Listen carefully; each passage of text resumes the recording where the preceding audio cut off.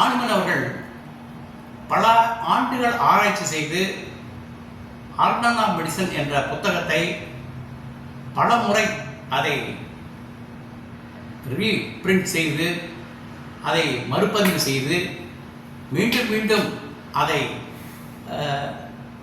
அதில் உள்ள குறைபாடுகளை திருத்தி அதில் உள்ள குற்றங்களை குறைபாடுகளை மற்றபடி விட்டு போனவர்களை எல்லாம் சேர்த்து ஒரு 6வது எடிஷன் வரைக்கும் ஹோமியோபதியை அவர் அறிமுகம் செய்துள்ளார்.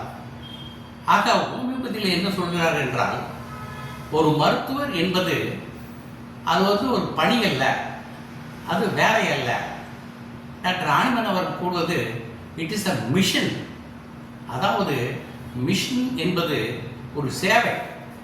த physician's high and only mission is to restore the sick to health as it is termed என்கிறார். அதாவது மிஷன் என்ற வார்த்தையை போடுகிறார். அந்த மிஷன் என்பது ஒரு சேவை. அந்த சேவையை தான் ஹோமியோபதி மருத்துவர்கள் செய்து கொண்டிருக்கின்றார்கள். சேவை மனப்பான்மையோடு தான் அந்த மருத்துவர் இருக்க வேண்டும் என்று எடுப்பிலேயே மிக அழகாக எடுத்து கூறியிருக்கின்றார்கள். ஆக ஹோமியோபதி என்பது இன்டர்நெட் வந்ததல்ல, பல 100 ஆண்டுகளுக்கு முன்பாகவே அறிமுகமானது. இன்று அகில உலக ரீதியிலே இந்த மருத்துவம் செயல்படுத்தி வருகின்றது.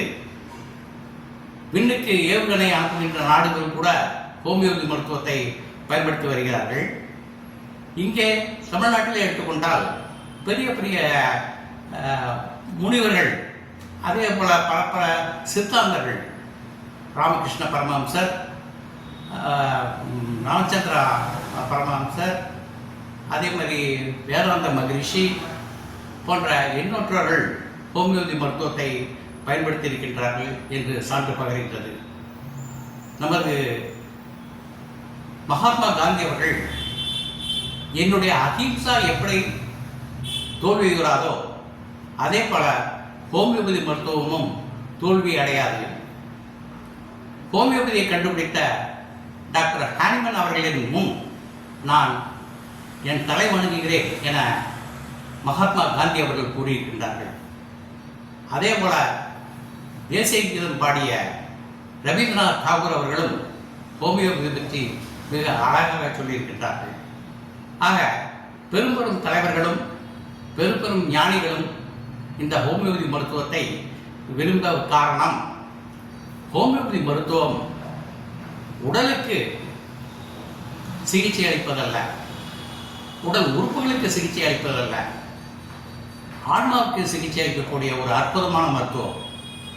எனவேதான் ஆன்மா என்பது கண்ணுக்கு புறப்படாத ஒரு சக்தி. அந்த ஆன்மா இருக்கும் வரைக்கும் தான் அந்த உடல் செயலாற்றும் என்பதை நீங்கள் அறிவீர்கள்.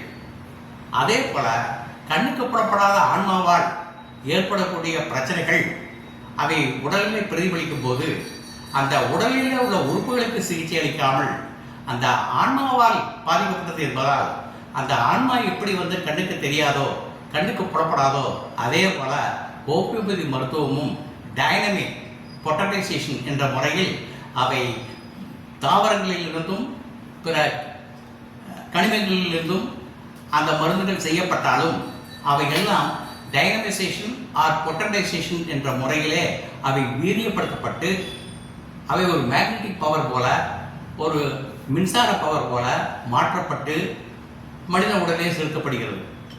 எனவே ஹோமியோபதி மருத்துவத்தில் எந்த மருந்து எடுத்தாலும் சரி, அவற்றிலே மெட்டீரியல் டோசஸ் ஒன்றுமே இருக்காது, எல்லாமே இம்மெட்டீரியல் தான். ஆக அதில் உள்ள வேலை பார்க்கக்கூடிய அந்த மருந்தின் வீரியம் எப்படி என்றால், அது நான் கூறியது போல கண்ணுக்கு புறப்படாத எந்த லேப் அனலைசிஸ் கூட அவங்க அதனுடைய இன்கிரீடியன்ஸ் அந்த மருந்தில் என்ன இருக்குன்னு சொல்ல முடியாது. காரணம், டாக்டர் ஹானிமன் அவர்கள் ஹோமியோபதிக்கே பிரத்யோகமாக வீரியப்படுத்தும் முறை என்ற முறையை அறிமுகப்படுத்தியிருக்கின்றார்கள். எனவே என்னுடைய 42 வருட கால அனுபவத்தில் உச்சி முதல் பாதம் வரை ஆண் பெண் குழந்தைகள் என அனைத்து தரப்பு மக்களுக்கும், ஈவன் மிக கிரிட்டிக்கல் கண்டிஷனில் உள்ள நோய்கள் கூட, உயிருக்கு போராடக்கூடிய நிலையில் கூட ஹோமியோபதி கை கொடுக்கும் என்பதை நான் என்னுடைய சிகிச்சை முறையில் கண்டறிந்துள்ளேன். எனவே ஹோமியோபதி மருத்துவம் ஒரு உன்னதமான மருத்துவம் மட்டுமல்ல, இதிலே பலவிதமான நோய்களை வருங்காலத்திலே நான் ஒவ்வொன்றாக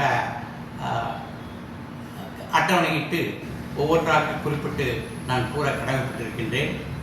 நான் உங்கள் மத்தியிலே இந்த யூடியூப் மூலியமாக வருவதற்கு காரணம், ஹோமியோபதி மருத்துவத்தை இன்று ஏற்கனவே ஓரளவுக்கு பட்டியலெல்லாம் பரவி இன்று மக்கள் அனுபவித்து வருகின்றார்கள், பயன்படுத்தி வருகின்றார்கள். காரணம் மீடியா மூலியமாகத்தான். ஒரு காலத்திலே படித்தவர்கள் மட்டுமே பயன்படுத்தப்பட்டு வந்த இந்த மருத்துவம், பத்திரிகை படிக்கிறவர்கள் மட்டுமே பயன்படுத்தப்பட்ட வந்த மருத்துவம் இன்று இணையம் வழியாக, தொலைக்காட்சி வழியாக இன்று ஹோமியோபதி மருத்துவத்தின் மருத்துவத்தை அறிந்து இன்று ஹோமியோபதி டாக்டர் எங்கே என்று தேடி வருகின்ற அளவுக்கு இன்று இந்த மருத்துவம் பிரபலமாக இருக்கின்றது என்றால் அதை நான் மிகையாக நான் சொல்லவில்லை என்று நான் நினைக்கிறேன். எனவே வருங்காலத்திலே உங்களுக்கு இந்த ஹோமியோபதி சிகிச்சை முறையை பற்றியும், அவற்றில் எவ்வாறு வேலை செய்கின்றது என்பதை பற்றியும், அதேபோல் என்னென்ன நோய்கள் இதில் குணமாகும் என்பதை பற்றியும், பெண்களுக்கு எப்படி, ஆண்களுக்கு எப்படி, குழந்தைகளுக்கு எப்படி, வயோதிகர்கள் ஜீராட்டிக்ஸ்க்கு எப்படி என்று எல்லாவற்றையும் நான் சொல்ல கடமைப்பட்டிருக்கின்றேன். எனவே தொடர்ந்து இந்த நிகழ்ச்சியை பாருங்கள். இந்த நிகழ்ச்சிக்கு உங்களுடைய ஒப்புதலை கட்டாயம் அளியுங்கள், ஊக்குவியுங்கள். தொடர்ந்து ஹோமியோபதியை பயன்படுத்துங்கள். Homeopathy never fails. அதாவது ஹோமியோபதி மருத்துவத்தை நம்பி வந்துவிட்டால் நிச்சயமாக எந்த ஒரு பின்விளைவு இல்லாமல், எந்த ஒரு சைடு எஃபெக்ட்ஸ் இல்லாமல், எந்த ஒரு பேட் எஃபெக்ட்ஸ் இல்லாமல் ஒரே குறி குணமாவது மட்டும்தான். அதுவும் மிகவும் காஸ்ட் எஃபெக்டிவ், மிக சிக்கனமாக இன்றைய நிலையிலே பொருளாதார அடிப்படையிலே மிக சிக்கனமான ஒரு சிகிச்சை என்றால் அது ஹோமியோபதி மருத்துவம் தான் என்பதை கூறிக்கொள்ள நான் கடமைப்பட்டிருக்கின்றேன். எங்கள் குடும்பத்தில் பெரும்பாலானவர்கள் ஹோமியோபதி டாக்டர்களே. குறிப்பாக என்னுடைய தந்தை டாக்டர் B.A. காணிக்கராஜ் உதகையில் ஊட்டியில் இருந்தார். அவர் மிக பிரபலமான ஹோமியோபதி டாக்டராக உதகையிலே செயலாற்றி மறைந்துள்ளார். அவரை பெரும்பாலும் அறியாதவர்கள் இருக்க வாய்ப்பில்லை என்று நான் கருதுகின்றேன். அதுவும் தமிழ்நாட்டில் ஹோமியோபதி வளர்வதற்கு ஒரு தூணாக அவரும் இருந்திருக்கின்றார். மேலும் நான் அரசு பணியிலே அரசு ஹோமியோபதி டாக்டராக 25 ஆண்டுகள் பணியாற்றியிருக்கின்றேன்.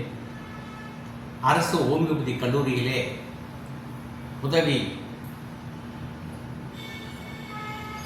லெக்சரர்,